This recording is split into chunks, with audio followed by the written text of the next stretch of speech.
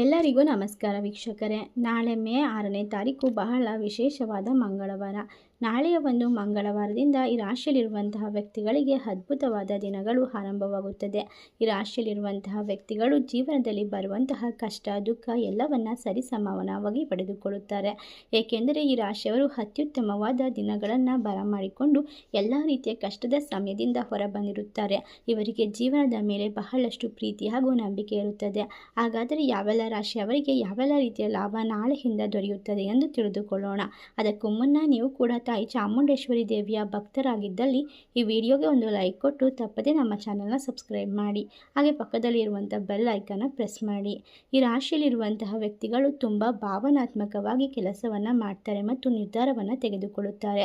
ಈ ರಾಶಿಯಲ್ಲಿರುವಂತಹ ವ್ಯಕ್ತಿಗಳು ತಮ್ಮ ಪ್ರೀತಿ ಪಾತ್ರರು ಸಂತೋಷವಾಗಿರಬೇಕು ಅಂತ ತುಂಬ ಕಷ್ಟವನ್ನು ಪಡುವಂತಹ ವ್ಯಕ್ತಿಗಳಾಗಿರುತ್ತಾರೆ. ಈ ಜೀವನದಲ್ಲಿ ಬಹಳಷ್ಟು ತಾಳ್ಮೆಯನ್ನು ಎದುರಿಸಿ ಎಲ್ಲ ರೀತಿಯ ಸವಾಲುಗಳನ್ನು ತೆಗೆದುಕೊಂಡು ಜೀವನದಲ್ಲಿ ಏಳು ಬೀಳು ಯಾವುದೇ ರೀತಿಯ ಒಂದು ಕಷ್ಟ ಬಂದರೂ ಕೂಡ ಸರಿಸಮಾನವಾಗಿ ನೋಡ್ತೀರಾ. ಇದರಿಂದಾಗಿ ನಿಮಗೆ ಮುಂದಿನ ದಿನಗಳು ಬಹಳಷ್ಟು ಅದೃಷ್ಟ ಹಾಗೂ ದುಡ್ಡಿನ ಸುರಿಮಳೆ ಸುರಿಯುತ್ತದೆ. ಹಲವಾರು ರೀತಿಯ ಆದಾಯಗಳ ಲಾಭ ಕಂಡುಕೊಳ್ತೀರಾ. ಬಹಳಷ್ಟು ಸಂತೋಷವನ್ನು ಕಾಣ್ತೀರಾ. ಇಲ್ಲಿಯವರೆಗೂ ಪಟ್ಟಂತಹ ಕಷ್ಟ ಪರಿಶ್ರಮಕ್ಕೆ ಉತ್ತಮವಾದ ಪ್ರತಿಫಲ ದೊರೆಯುತ್ತದೆ. ನೀವು ಒಮ್ಮೆ ಪ್ರೀತಿಸಲು ಯಾರನ್ನಾದರೂ ಪ್ರಾರಂಭ ಮಾಡಿದರೆ ಜೀವನ ಪೂರ್ತಿ ಹೃದಯದಲ್ಲಿ ಇಟ್ಕೊಂಡು ಸಾಕ್ತೀರಾ. ಅಂತಹ ವ್ಯಕ್ತಿತ್ವ ಈ ರಾಶಿಯಲ್ಲಿರುವಂತಹ ವ್ಯಕ್ತಿಗಳಿಗೆ ಇರುತ್ತೆ.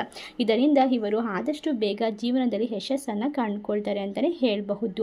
ಇನ್ನು ಈ ರಾಶಿಯಲ್ಲಿರುವಂತಹ ವ್ಯಕ್ತಿಗಳಿಗೆ ದೀರ್ಘಕಾಲದಿಂದ ಇರುವಂತಹ ಆರೋಗ್ಯದ ಸಮಸ್ಯೆಗಳು ಸಂಪೂರ್ಣವಾಗಿ ನಿವಾರಣೆಯಾಗುತ್ತದೆ.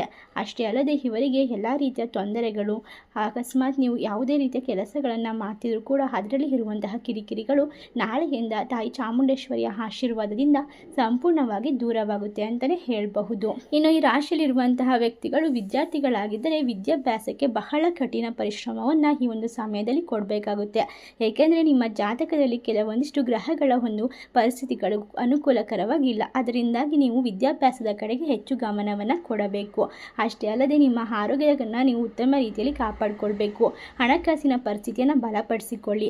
ನಿಮ್ಮ ಮಕ್ಕಳಿಂದ ಸಂತೋಷದ ಸುದ್ದಿ ಆದಷ್ಟು ಬೇಗ ಸಿಗುತ್ತದೆ.